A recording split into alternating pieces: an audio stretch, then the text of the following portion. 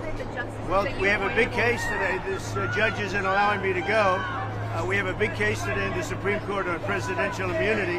A president has to have immunity. If you don't have immunity, you just have a ceremonial president. You won't have immunity. Do you know?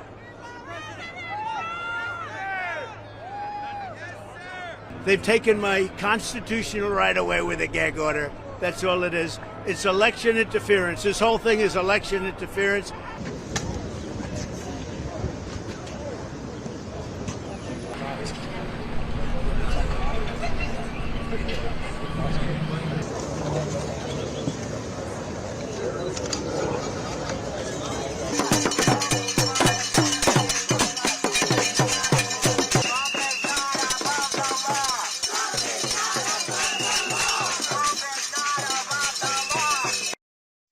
But the argument on immunity is very important. The president has to have immunity. This has nothing to do with me. This has to do with a president in the future, for 100 years from now.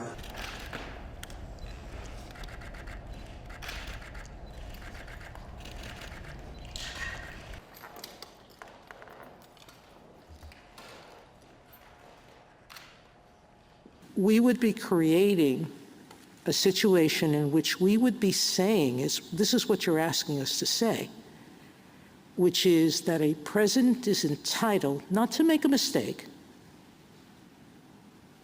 but more than that, a president is entitled for total personal gain to use the trappings of his office without facing criminal liability.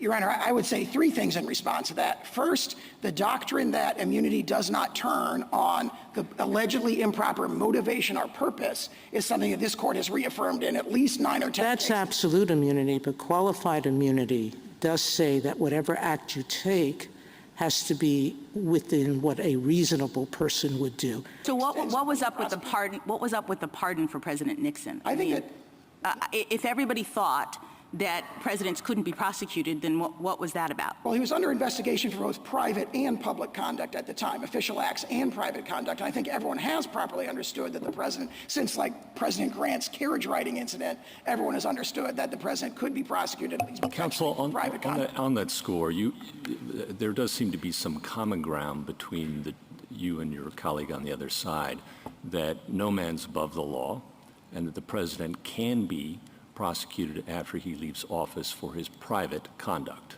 Is that right? We agree with that. What is the consequence in terms of going forward with your acknowledgement that those are private acts as opposed to official acts? The official stuff has to be expunged completely from the indictment before the case can go forward, and there has to be a determination, at least on remand, of what's official, a two-stage determination of what's official and what's private.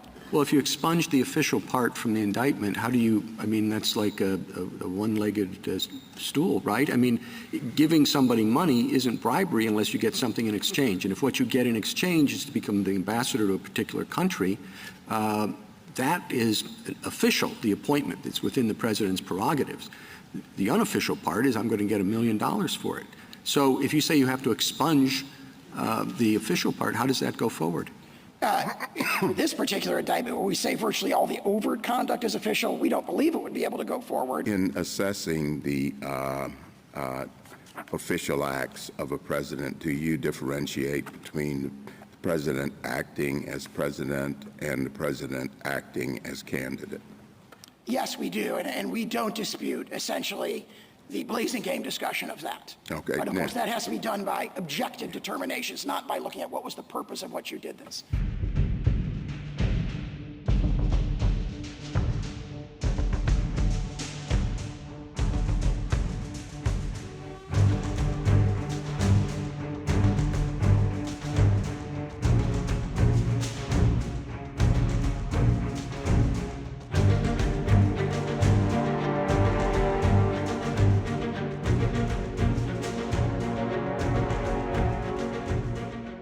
But again, I say presidential immunity, very powerful. Presidential immunity is imperative, or you practically won't have a country anymore.